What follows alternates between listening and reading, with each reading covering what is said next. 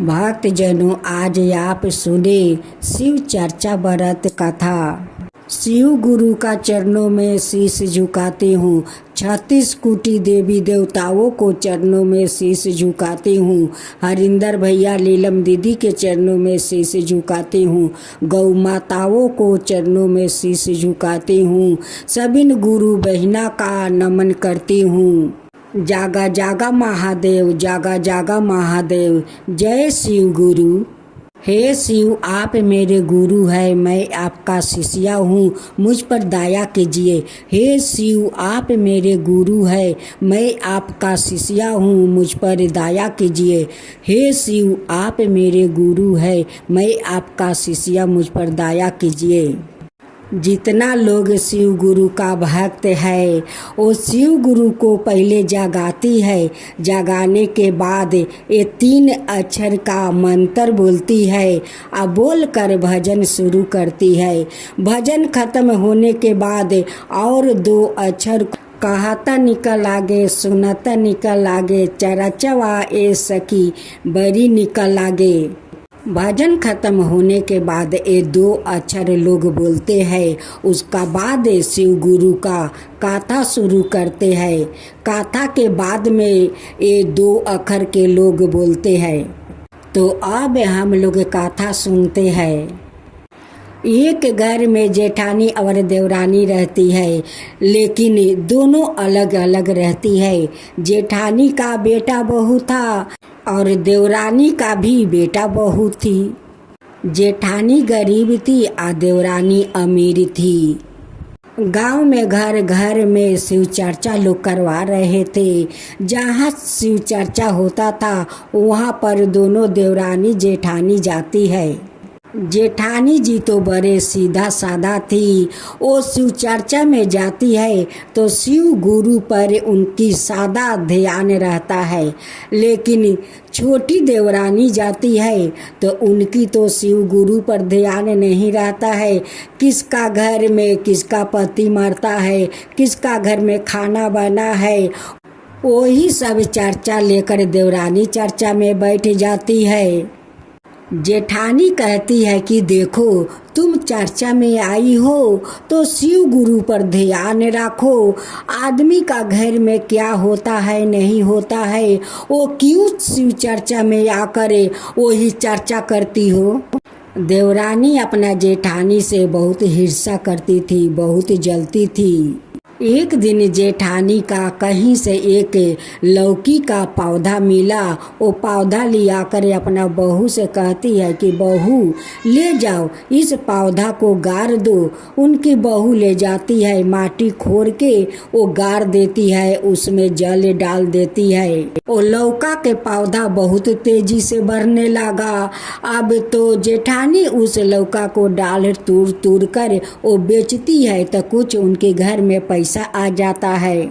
उनकी देखा देखी देवरानी एक कहीं से लौकी के पौधा ले आती है और अपना बहू को कहती है कि बहू ले जाओ, माटी खोर के ये पौधा लगा दो।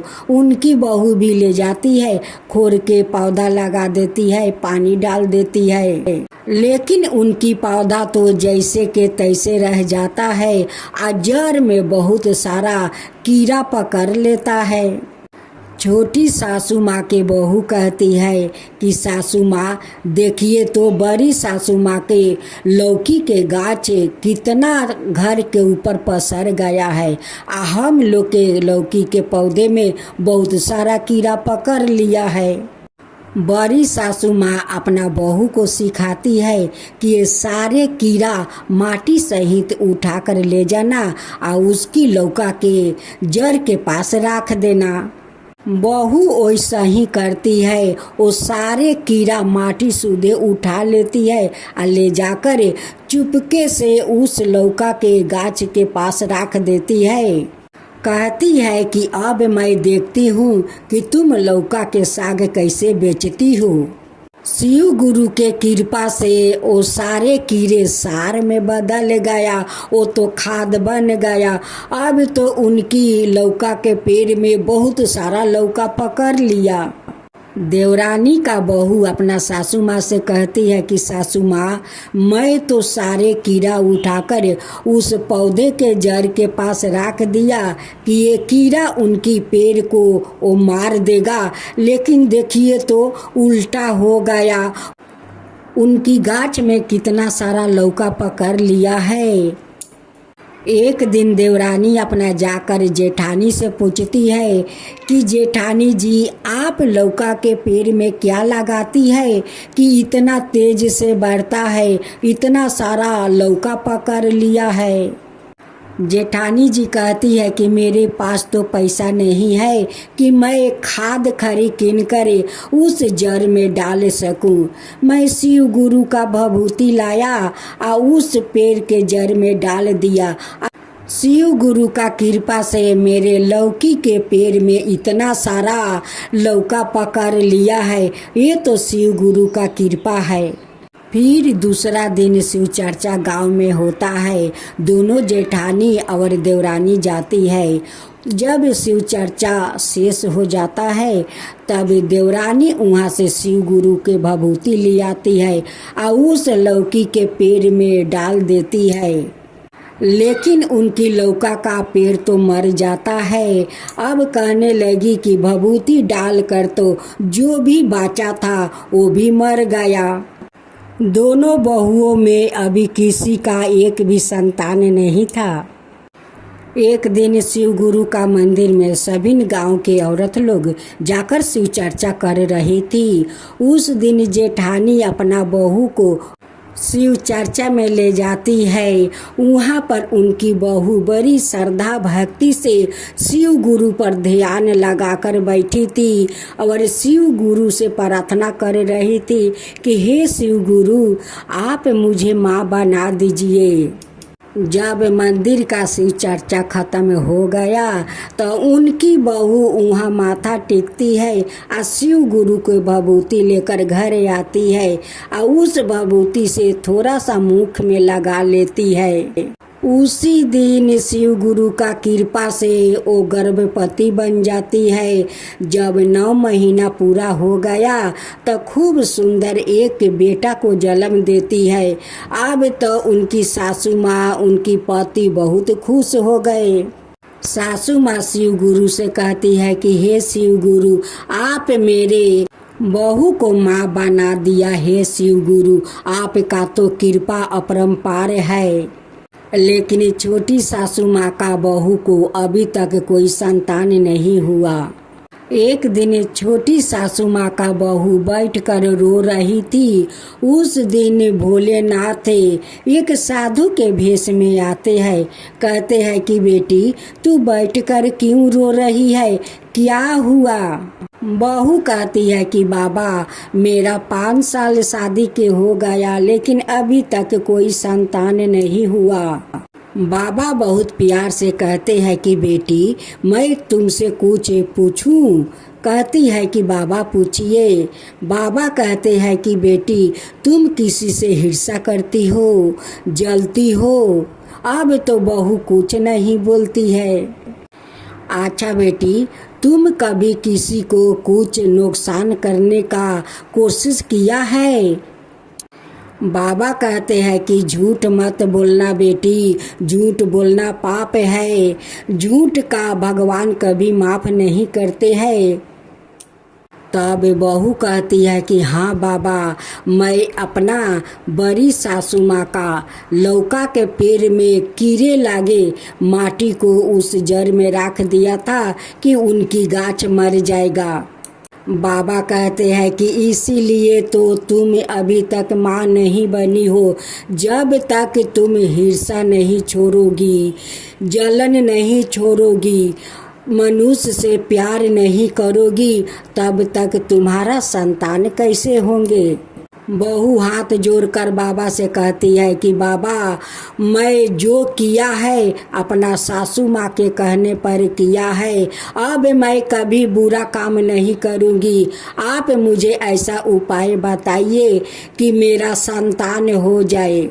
बेटी, सच वचन सुनकर भगवान खुश हो जाते हैं। जा तू अपना घर में एक दिन शिव चर्चा कर। शिव चर्चा करने के बाद जितना गुरु बहिना आएगी उसे स्वागत कर, तेरा गोद भर जाएगा। कह कर बाबा तो चले गए। उसी रात को शिव गुरु उस छोटी सासू माँ के सपना में दर्शन देते हैं और कहते हैं कि तेरा मन तो काला है, तेरा मन में बहुत सारा हिर्सा भरा हुआ है, बहुत सारा जलन भरा हुआ है जेठानी के पति की। जब तू हिर्सा छोड़ देगी, जलन छोड़ देगी, तब तेरा घर ठीक हो जाएगा, तेरा घर में संतान आएगा। अपना घर में श्रद्धा पूर्वक शिव गुरु के चर्चा कर, तेरा सब कुछ ठीक हो जाएगा। और कहकर सपने से शिव गुरु अंतर्ध्यान हो गए। छोटी सासू माँ और उनकी बहू दोनों मिलकर घर के सर सफैया करती है। सोमवार का दिन शिव गुरु का चर्चा रखती है। सारे गांव को सभी औरत को बुलाती है शिव चर्चा करने के लिए। सभी लोग आते हैं, वो श्रद्धा भक्ति से शिव चर्चा करवाती है। सभी गुरु बहिना को स्वागत करती है। ये सब देखकर शिव गुरु उन पर प्रसन्न हो जाते हैं और उनकी बहू को गर्भवती बना देते हैं। 9 महीना के बाद उनकी बहू को भी एक सुंदर बेटा को जन्म दिया। उनके घर में खुशियाँ भर गया। जो मनुष्य शिव गुरु का श्रद्धा भक्ति से उनकी पूजा पाठ करते हैं, उनकी कथा सुनते हैं, उनकी भजन करते हैं, उन पर शिव गुरु प्रसन्न हो जाते हैं। सारे मनोकामना पूरा कर देते हैं। बाझिन को पुत्र देते हैं, निर्धन को धन देते हैं, कोरिया को काया देते हैं, लंगड़ा को पाँव देते हैं, सब कुछ ठीक कर देते हैं शिव गुरु। शिव गुरु का महिमा अपरंपार है। शिव गुरु की जय हो, शिव गुरु की जय हो। भोलेनाथ की जय हो, भोलेनाथ की जय हो, माता पार्वती की जय हो, माता पार्वती की जय हो।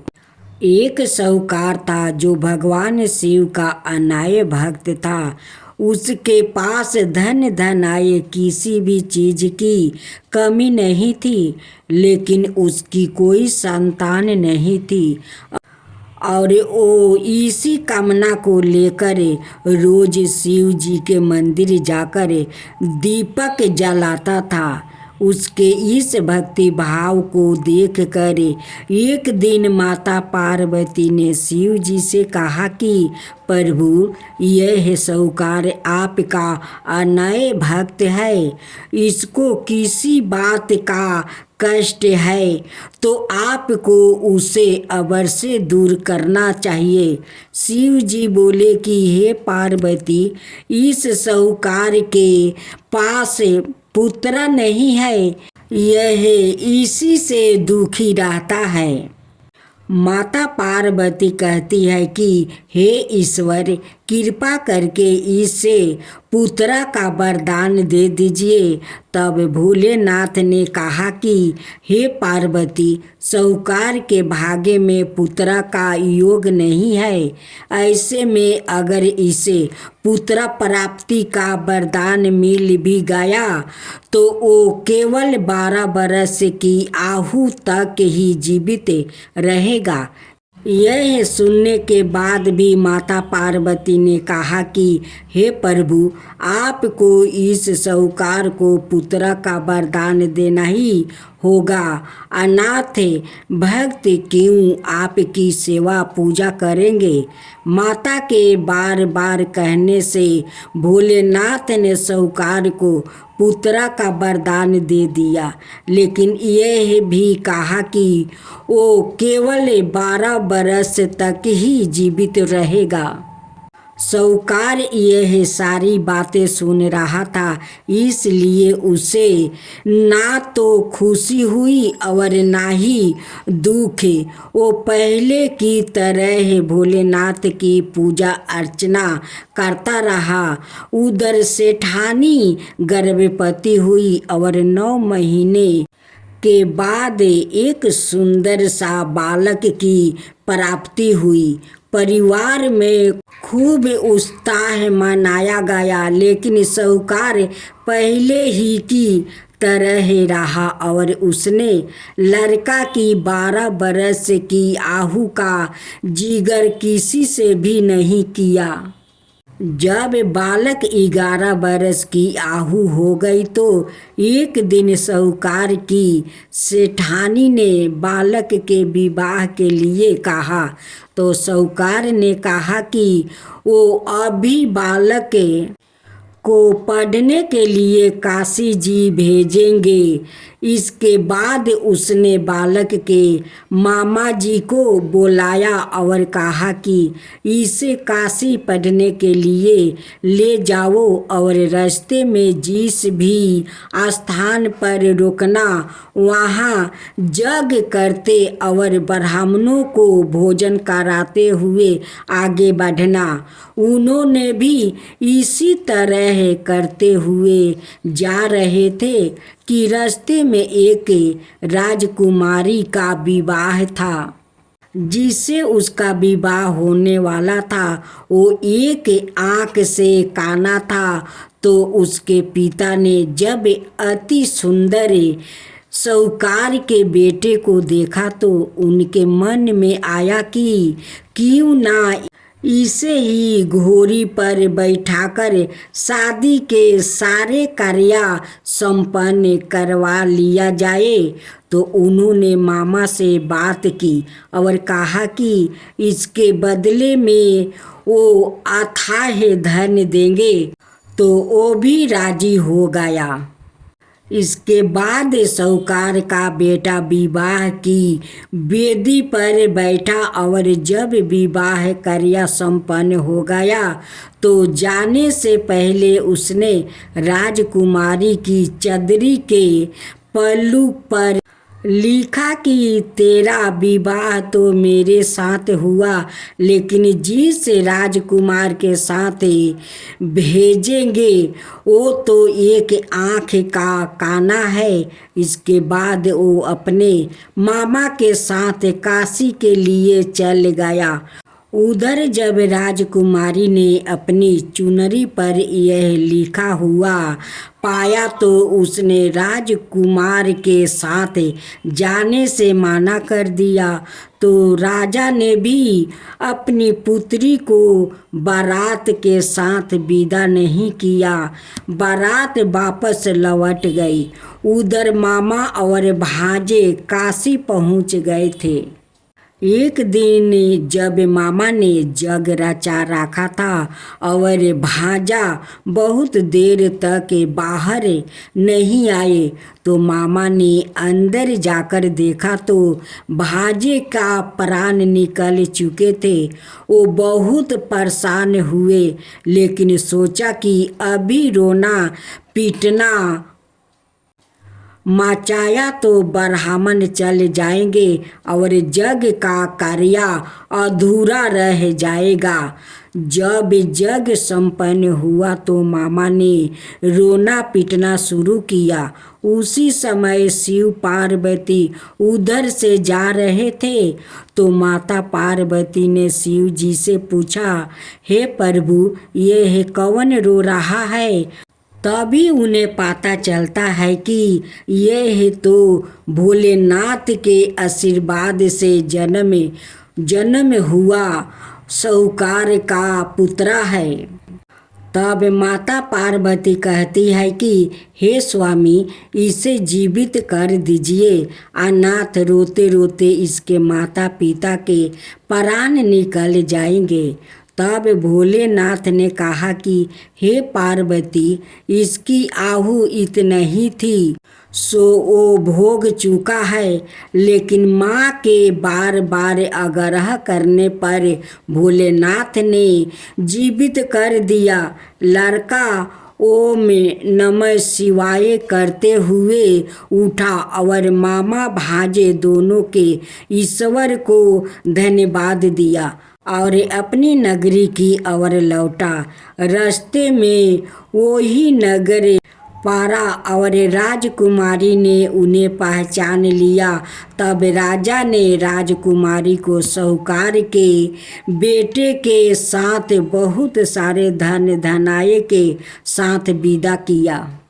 उधर साहूकार और उसकी पत्नी छत पर बैठे थे।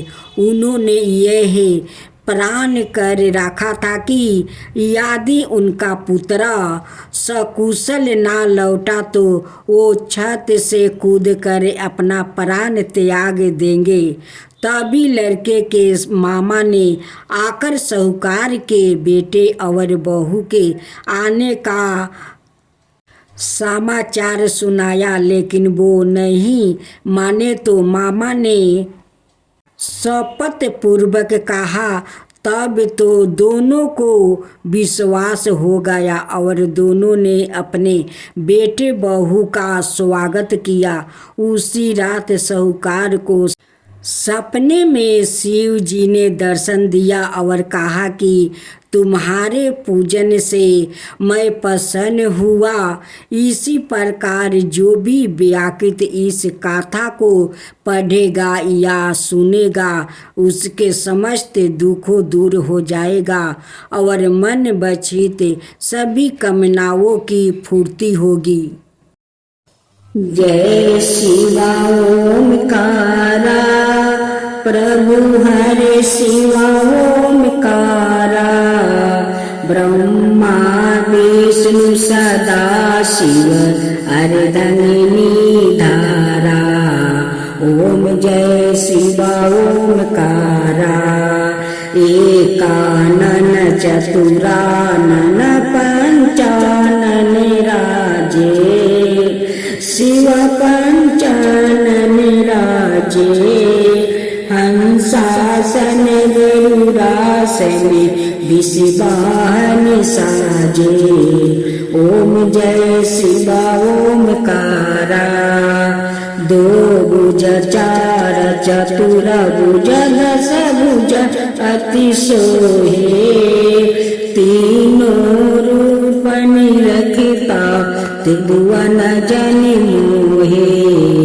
ओम जय शिवा ओमकारा अक्षर माला बने माला मंदी माला तारी चंदन मृग मद सोहे बोले सुभिकारी। ओम जय शिवा ओमकारा श्वेतांबर पीतांबर बागंबर अंगे सनकादिके बरे मादिकी भूतादिकी संगे। ओम जय शिवा ओमकारा करिके मध्यम कमंडल चक्र त्रिशूल धरता जग करता जग भरता जग पालन करता। ओम जय शिवा ओमकारा ब्रह्मा विष्णु सदा शिव जानते अविवेका प्राण बचर के मध्यम यह तीनों एका। ओम जय शिवा ओमकारा तिरगुण शिव जी के आरती जो कोई नर गावे शिवा जो कोई नर गावे। कहत शिवानंद स्वामी मन भजत शिवानंद स्वामी मन बाचित फल पावे। ओम जय शिवा ओमकारा जय शिवा ओमकारा।